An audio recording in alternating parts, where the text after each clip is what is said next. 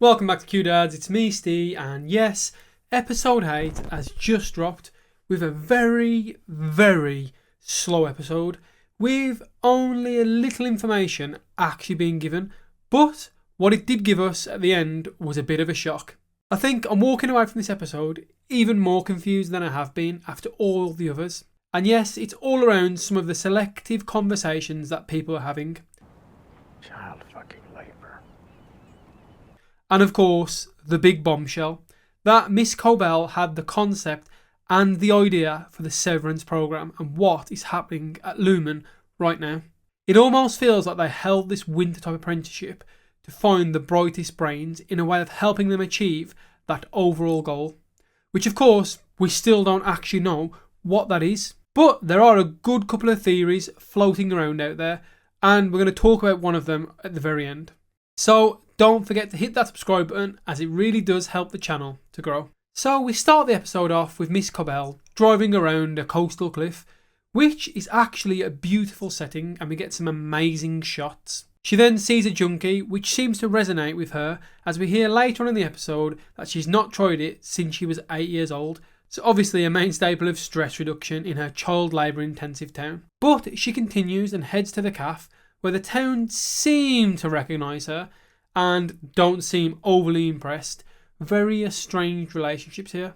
I think this stems from them all hating Lumon, but Cobell had gone on to work for them, which potentially is to try and safeguard her own work. Now, of course, tensions do start to rise, but the waiter heads out to meet her at this factory setting, where the song Where Do We Go From Here plays, which is actually quite interesting because after this episode, where do we go from here?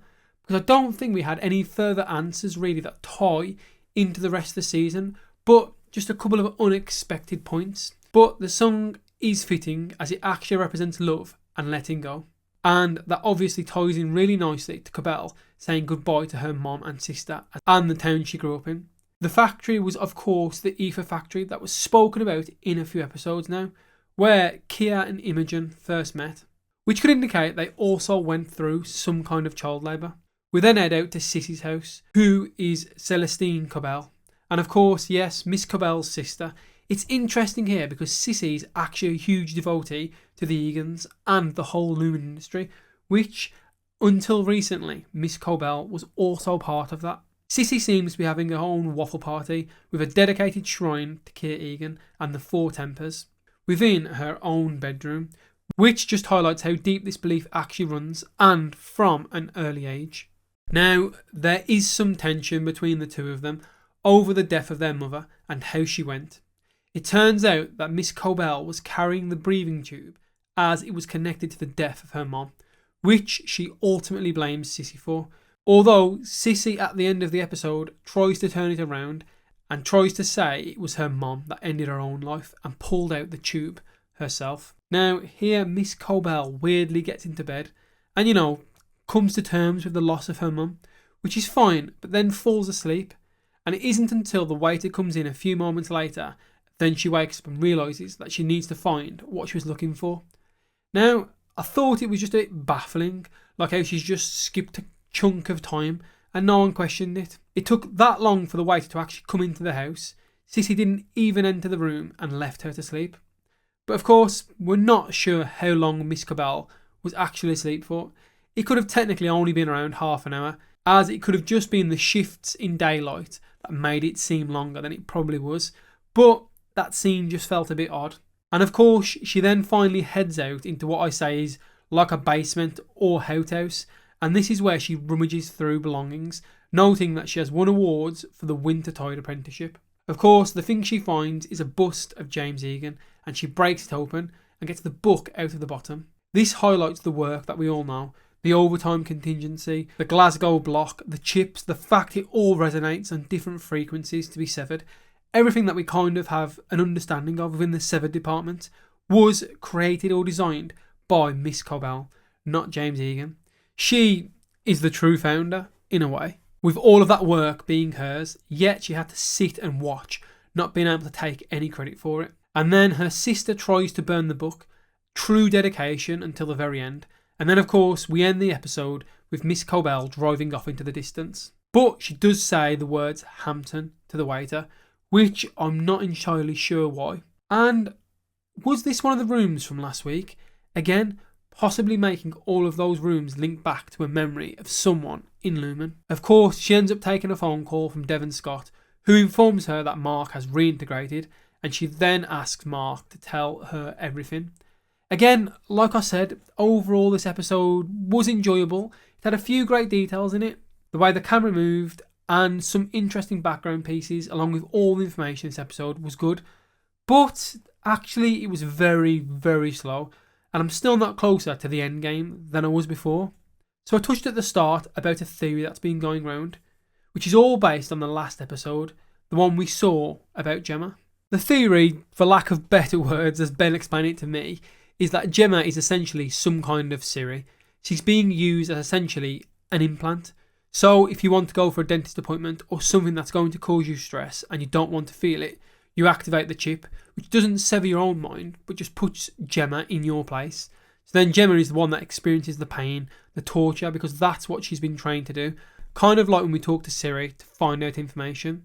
It would be used in a similar context, but better. Now, this isn't our theory, but we did read about it last night from someone else. This, of course, allows the person to not have any of the repercussions of being separated from their own consciousness. And yes, that does sound very Black Mirror-like, doesn't it? Using essentially someone else to take your pain. Now, I do think it's a great theory, but I'm not 100% sure how it ties into this particular episode, because actually, we have to ask ourselves, if Miss Cobell invented the whole Sever program, and the ability to separate minds at what we believe is some kind of quantum state, then what was Lumon doing before that? We have to speculate that we're bringing these people together through the Wintertide Fellowship in hopes that some had the idea to maybe bring back Egan or his mind and stumbled across Cobell's ideas. This is how then we can connect that theory that we just mentioned to this. They tested Miss Cobell's plans on Gemma, but actually, is this to have Egan as the voice of Lumon in everyone's minds? Imagine the ability to question the founder at any second. Essentially, you are handing over the wheel to Egan rather than Gemma when you sever your mind. We often speculate that Lumon is almost like a religion, and when it comes to faith, people often attempt to let God lead them. And as we can tell with Lumon, it's almost like some sick cult / religion. Could this be some sick twist on that? As it always comes off to me like Kia is idolised as a god by these people. So imagine them having the ability to almost shut their own brain off and let Kia guide their lives. I think anyone within this Lumon-like cult would happily allow that to happen. Let me know your thoughts on that. Not only that, but it does seem to me that the Wintertide Apprenticeship is some way to brainwash and groom young people in the ways of Lumon. I always get the impression, and it feels like this is the case here, that Lumon comes to towns with no hope of prospering and slowly worms their ways into the homes of people to essentially brainwash their children. Now, for me personally, could we be overlooking the Severance program as a way to ultimately control people? The overtime contingency protocol that puts the innies in control? Is it possible to run something like that at a town level? It's easier to corrupt the minds of an innie who is basically born with no real memories.